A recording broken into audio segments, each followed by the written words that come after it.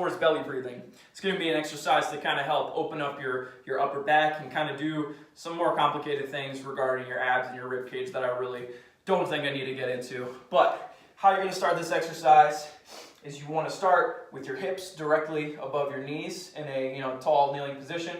You're going to put your hands down on the ground and you want your hands right underneath your shoulder blades.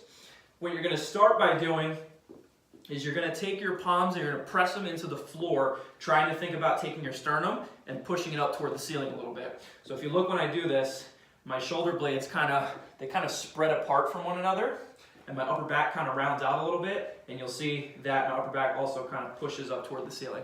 Now if you look when I do that, I'm not just rounding my lower back. Upper back is pretty much where all the movement comes from. My lower back stays nice and normal. From here, you want to tuck your hips under you a little bit. So thinking about someone having your back pockets, pulling them down toward your knees, your hips are going to kind of tuck under you a little bit when they pull those down. You should feel a little bit of your hamstrings when you do this. If you're not feeling them, another cue that I like to use for people is thinking about taking your knees and just trying to kind of lightly press them into the floor. If you press your knees long into the floor, a lot of times that'll kind of kick on your hamstrings. So again, pushing palms through the floor. See the sternum kind of rise up toward the ceiling.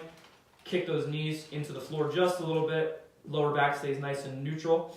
You're going to take a nice deep breath in through your nose, lightly, and then you're going to take a nice long exhale out while pressing your arms harder into the floor.